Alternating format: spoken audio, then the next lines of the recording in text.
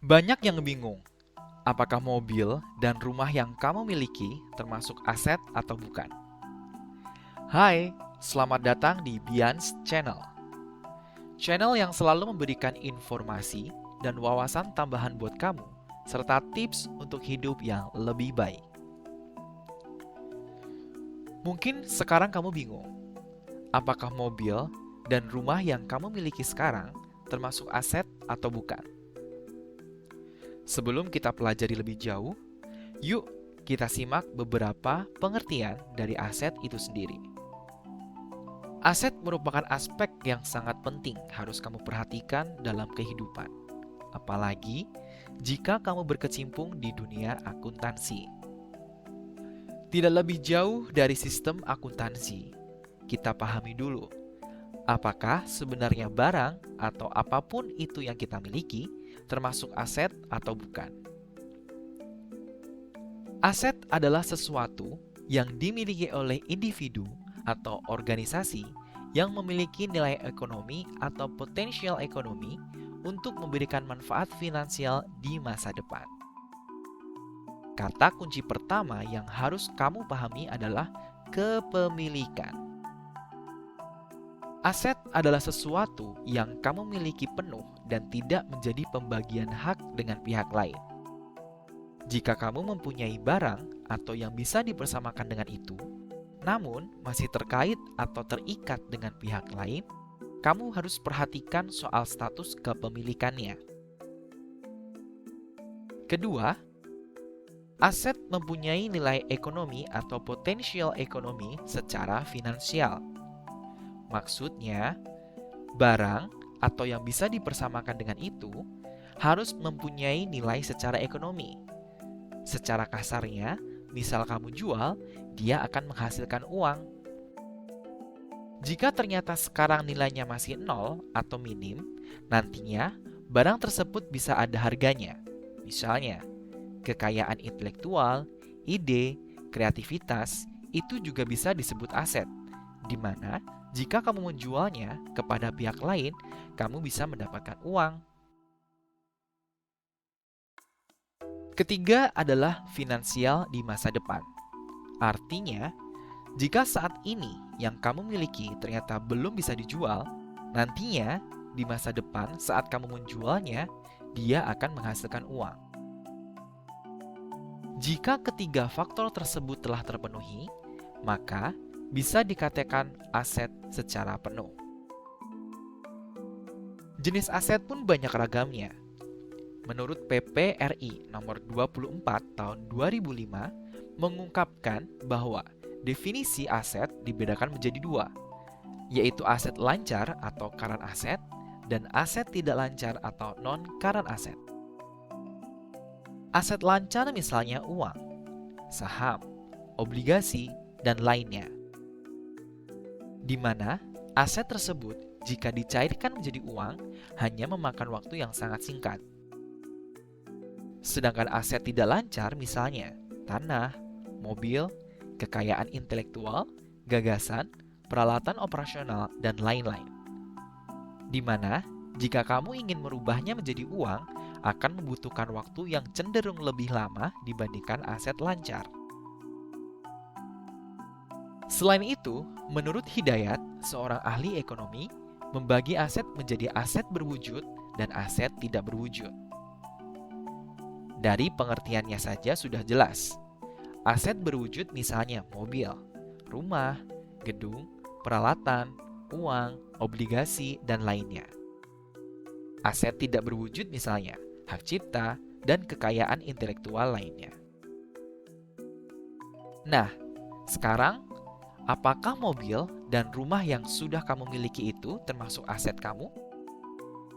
Jika iya, apakah sudah dimiliki penuh? Oke, mari kita bahas lebih lanjut. Menurut pengertiannya, jelaslah mobil dan rumah yang kamu miliki ini adalah termasuk aset. Dia termasuk aset berwujud dan tidak lancar. Namun, jika kembali ke tiga faktor utama yang bisa disebut aset, coba kita fokus ke faktor kepemilikan. Pada umumnya, Masyarakat Indonesia mempunyai dua cara pembelian rumah dan mobil, yaitu dengan pembayaran cash dan kredit atau pinjaman berjangka. Berdasarkan data yang diperoleh Gabungan Industri Kendaraan Bermotor Indonesia atau GAIKINDO, dari jumlah 1.000 orang Indonesia, tercatat hanya terdapat 99 unit mobil saja. Berarti, hanya 0,9% kepemilikan mobil di Indonesia. Kemudian menurut detik.com, pada tahun 2022, 70% orang yang mempunyai mobil dibayar secara kredit. Jadi, dari 99 orang yang mempunyai mobil, sekitar 69 orang yang membeli mobil secara kredit. Wow, besar ya ternyata. Sedangkan kepemilikan rumah di Indonesia, 75,8% masyarakat masih menggunakan pembayaran secara kredit. Dilansir dari merdeka.com tahun 2018. Kita ketahui bersama bahwa jika pembelian mobil dan atau rumah secara kredit, itu artinya kepemilikan aset kamu belum secara penuh. Karena masih ada ikatan antara aset kamu dengan aset pihak lain. Dalam hal ini adalah lembaga keuangan atau bank. Jika demikian, artinya mobil atau rumah yang kamu miliki secara kredit bukan aset penuh kamu. Tenang saja, bukan berarti kamu tidak mempunyai aset tersebut. Itu sebabnya muncul faktor penyeimbang agar mobil dan rumah tetap menjadi aset kita, yaitu liabilitas atau dalam bahasa akuntansi disebut kewajiban. Kalau orang awam bisa menyebutnya sebagai hutang. Mobil dan rumah yang dibeli secara kredit akan tetap menjadi aset kamu. Kamu masih ingat faktor ketiga dari aset? Ya, finansial di masa depan. Liabilitas atau kewajiban atau hutang adalah suatu tanggung jawab kita terhadap pihak lain yang wajib diselesaikan. Bank atau lembaga keuangan tetap mengatasnamakan aset yang kita simpan atas nama kamu. Hanya saja, kamu wajib untuk melunasi hutang tersebut sampai jangka waktu yang telah disepakati. Dengan kata lain, jika liabilitas atau hutang tersebut sudah lunas, aset yang tadinya masih ada kaitannya dengan bank atau lembaga keuangan akan menjadi kepemilikan kamu secara utuh. Jadi kesimpulannya, rumah dan mobil, baik yang dibeli secara tunai atau kredit, akan tetap menjadi aset kamu. Bedanya, jika secara tunai, maka akan menjadi kepemilikan secara utuh di waktu yang bersamaan dengan pembelian. Sedangkan jika secara kredit, akan menjadi kepemilikan bersama sampai kewajiban hutang kamu lunas.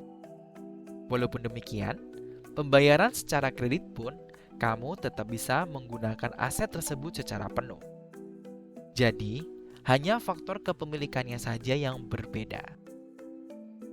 So, Bianers, apakah rumah atau mobil kamu jika secara kredit merupakan aset atau bukan? Jawabannya, ya. Karena ketika kamu sudah membelinya, kamu berhak untuk menggunakannya secara penuh dan akan menjadi aset finansial di masa depan ketika hutang kamu lunas. Terima kasih sudah menonton video ulasan dari Bians Channel. Tonton video lainnya ya untuk menambah wawasan dan pengetahuan kamu. Jangan lupa subscribe, like, komen, dan share ke teman-teman kamu. Biar pengetahuan ini tidak berhenti di kamu. Sampai jumpa!